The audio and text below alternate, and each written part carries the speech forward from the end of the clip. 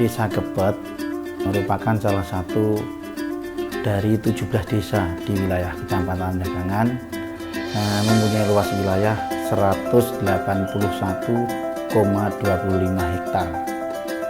Sedangkan batas-batas Desa Gebet sebelah selatan berbatasan dengan Desa Sareng, Kecamatan Liger, sebelah barat berbatasan dengan Desa Purworejo, Kecamatan Liger, sebelah utara berbatasan dengan Desa Dagangan, Kecamatan Dagangan, dan sebelah timur berbatasan dengan Desa Joho, Kecamatan Dagangan.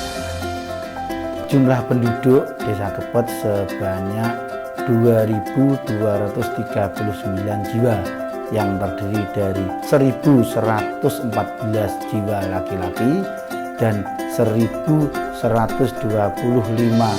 jiwa perempuan. Mata pencarian di Desa Gebet sebagian besar petani itu 75%, wira swasta itu 23%, dan pedagang dan TKI tenaga kerja Indonesia ke luar negeri itu 20%. Potensi yang ada di wilayah Desa Gebet yaitu satu, pertanian dengan luas wilayah 116,7 hektar, di mana pertanian ini di Desa Gebet 3 kali panen, 2 kali padi dan 1 kali palawija. Nah, sedangkan hasil panen untuk padi dalam 1 tahun, dalam 1 hektar itu sebesar 50 juta. Nah, dan dari palawija dalam kurun waktu 1 tahun itu 12.500.000 rupiah. Terus untuk yang kedua, perkebunan. Perkebunan ini lebih ke tebu, tanaman tebu. Luasnya untuk wilayah Desa Gebet 18 hektar, untuk panennya 1 tahun sekali, dengan hasil perkiraan panen setiap tahun 11.900.000 rupiah setiap hektarnya. Untuk yang ketiga yaitu peternakan. Nah, di sini peternakan dikelola oleh kelompok sapi, kelompok ternak yaitu kelompok sapi, dengan jumlah ternaknya 157 ekor sapi. Dalam setiap produksi bisa menghasilkan dalam kurun waktu 1,5 tahun bisa produksi setiap ternak. Yang keempat yaitu perkebunan. Pembibitan ini dilaksanakan oleh warga kami yaitu Pak Dardiri. Jenis tanaman perkebunannya yaitu ada bibit mangga, ada bibit duren, ada bibit jambu, ada bibit cengkeh, nilam, jahe, dan lain-lainnya. Yang mana ini setiap warga masyarakat baik dari dalam wilayah Desa Gebet maupun wilayah sekitaran Desa Gebet, pembeliannya di wilayah kami di Pak Dardiri ini. Selain pembibitan juga melakukan kegiatan pembuatan pupuk bokasi. Yang ini merupakan satu paket dengan kegiatan perkebunan yaitu pembuatan pupuk ini. Terus yang kelima yaitu pertukangan. Di desa kami ada mebel kayu jati. Nah, ini pemesannya baik dari dalam Desa Gebet, dari luar Desa Gebet, bahkan sampai ke luar kota. Jenis produksi dari pertukangan ini berupa kusen, pintu, perangka rumah, dan furnitur berupa almari maupun bed yang diperlukan oleh masyarakat. Terus yang selanjutnya yaitu perikanan. Jenis ikan yang diberdayakan oleh kelompok ini yaitu jenis ikan gurami. Dalam kurun waktu 1 tahun bisa diperkirakan 3 kali panen, yaitu diperkirakan dalam bulan ini, bulan Juli, insya Allah akan memanen 4 ton. Produk unggulan di Desa Gebet yaitu 1 kerupuk bawang yang dikelola oleh warga kami bernama Arianton.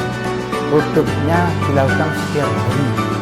Hasil yang dilaksanakan diambil langsung oleh supplier. Omset bahan dalam 1 hari mencapai 1,5 sampai 2 kuintal tergantung cuaca yang ada.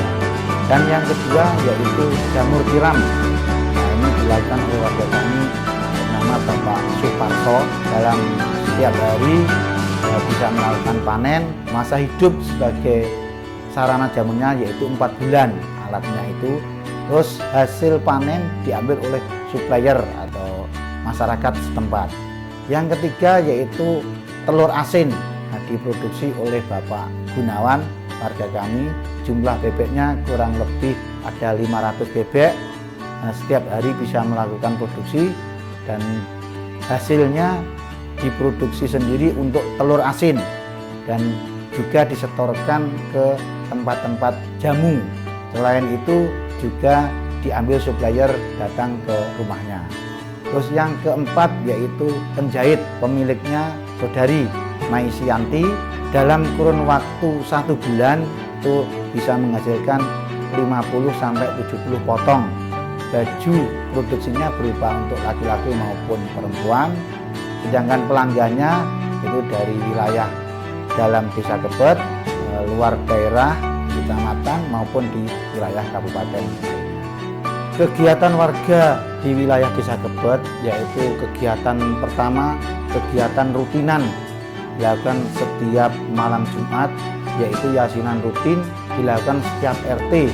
Kebetulan di bulan Ramadan ini sepakat semua RT tidak melakukan kegiatan ini, diganti kegiatan tadarus di masing-masing RT. Bahkan di tingkat wilayah itu dilakukan selain RT juga di musola-musola dan di masjid. Terus yang kedua kegiatan Karang Taruna di Desa Kebet, ada 2 perguruan pencaksilat, yaitu Persaudaraan Sejati Prate dan Persaudaraan Sejati Winongo. Alhamdulillah kedua organisasi tersebut berjalan seiring dengan perkembangan dalam arti melakukan kegiatan rutin bersama-sama di tempatnya masing-masing, yaitu kegiatan latihan rutin dilaksanakan setiap hari Rabu dan Sabtu malam. Ini merupakan salah satu bentuk kerukunan di wilayah kami, khususnya di Karang Taruna dan Pemuda. Yang ketiga yaitu kegiatan Prolanis. Nah, ini pesertanya para lansia, dilaksanakan setiap bulan hari Rabu minggu ketiga. Dihadiri dari pendamping puskesmas dan bidan desa. Kegiatan keempat yaitu Posyandu.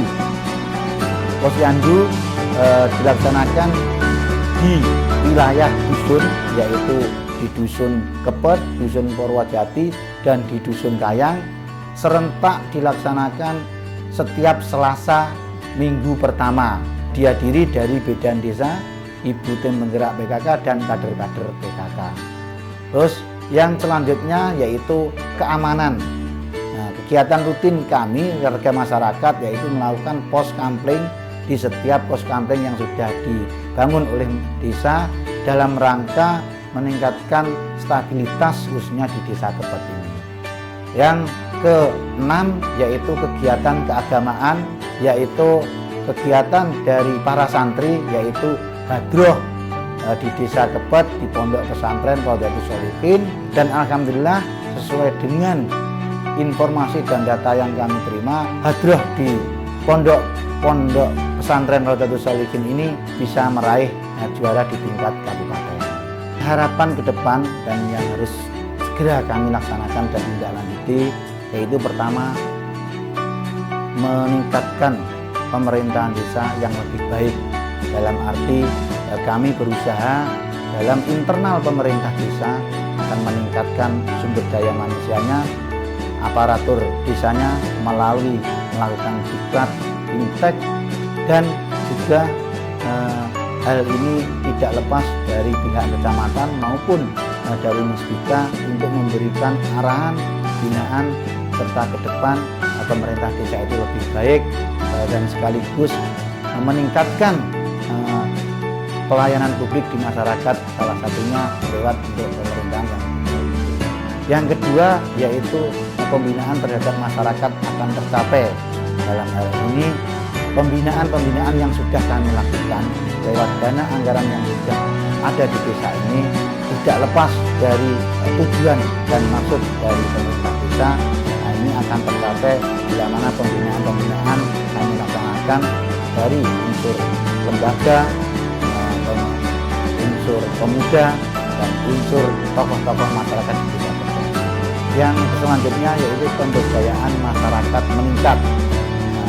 Dengan tujuan pemberdayaan masyarakat meningkat artinya apa yang sudah kita laksanakan, keterlibatan dari masyarakat, ini dari elemen paling bawah yaitu dari tingkat RT, tingkat dusun, nanti akan dibawa ke tingkat desa.